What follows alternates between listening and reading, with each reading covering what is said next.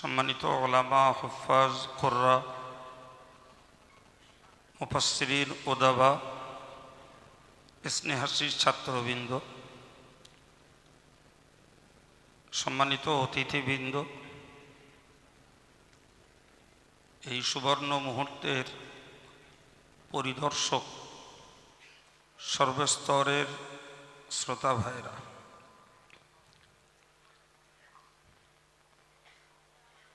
মেহনত আমাদের সম্পদ জাতির, ঠিক না ভুল?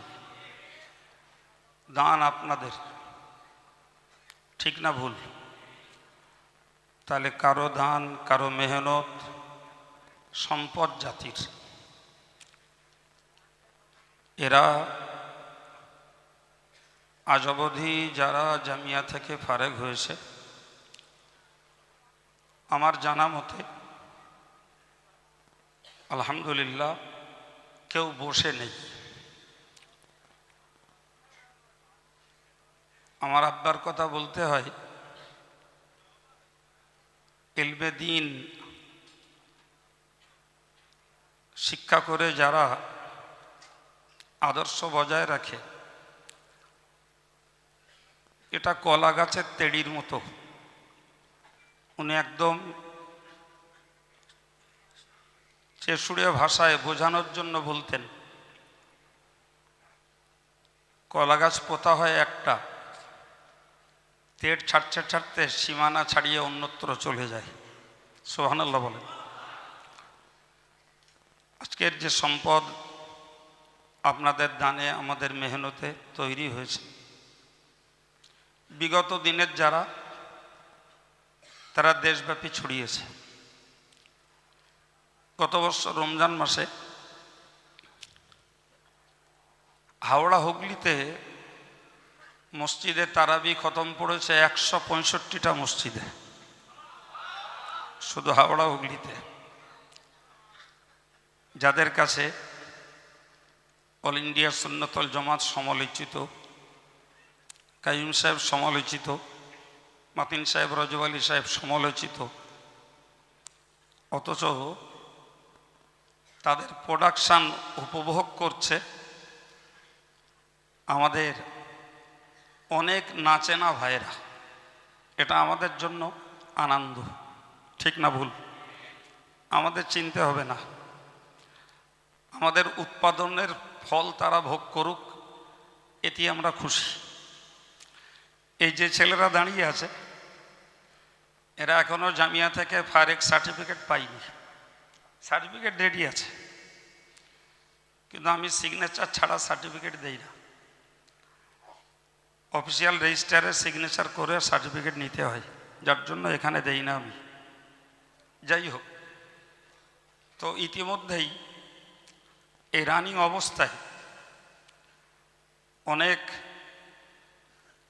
ছেলেরা অ্যাপয়েন্টমেন্ট পেয়ে গেছে অন্যত্র কাজের জন্য,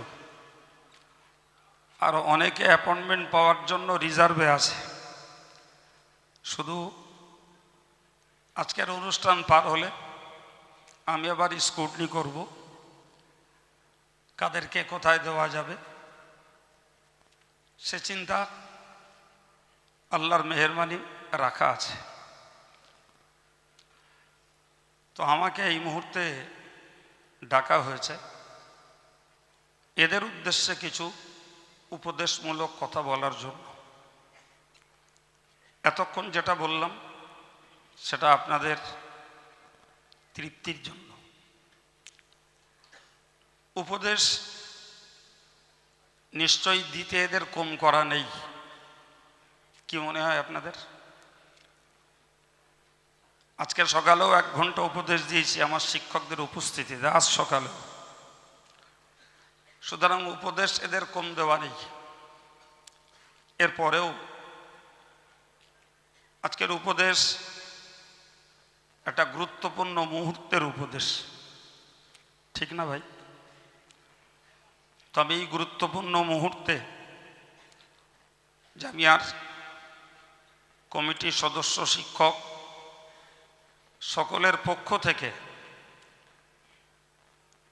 দায়িত্বশীল হিসাবে আমি এদের কাছে একটা উপদেশ রাখব,